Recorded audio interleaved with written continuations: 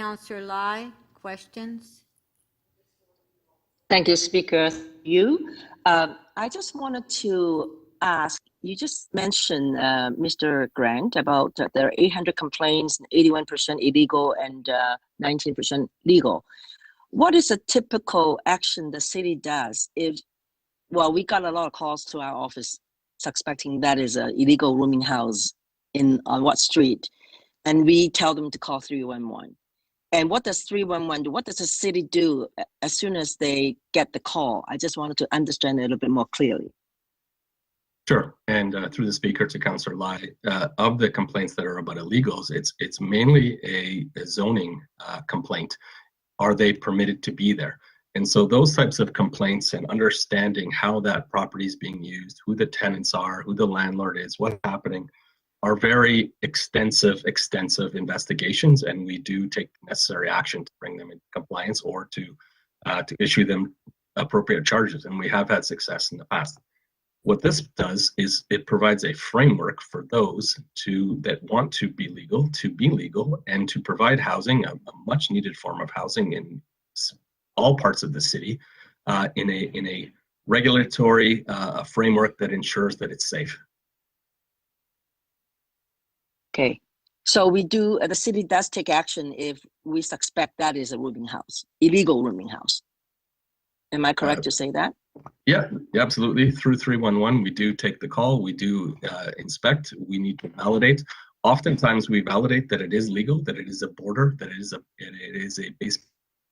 My next question would be, there seems to be some problem when we're asking whether we can limit the number of rooming houses per street. Can you elaborate a little bit on it, why we cannot limit a certain number of rooming houses per street?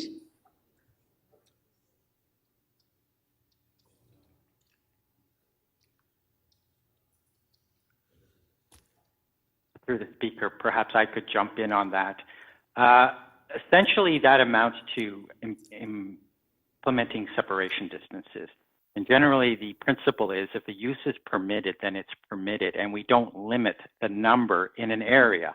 The city has, over the last few years, gone to great lengths to take away that kind of limitation, for instance, from municipal shelters, group homes. So if it's permitted is the general principle.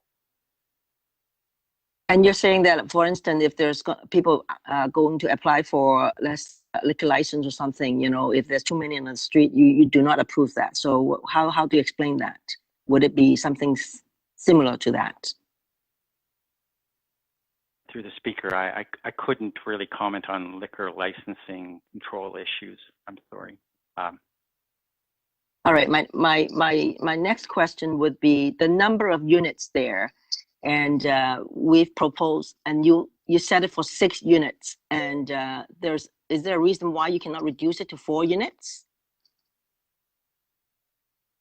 Through the Speaker, we have suggested it be 6 dwelling rooms, and that number is based on long-standing experience that we've had in the former city of Toronto in particular, but also the former city of York and Etobicoke, where multi-tenant housing has been permitted for decades.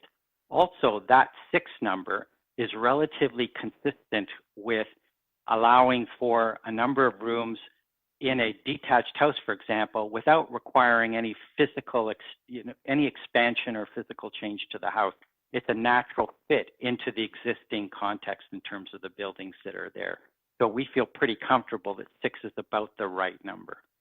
I didn't hear you saying the city, North York or Scarborough. Is there a reason why you did not include that in when you're saying that? It's just part of Etobicoke, but do you think that this will work?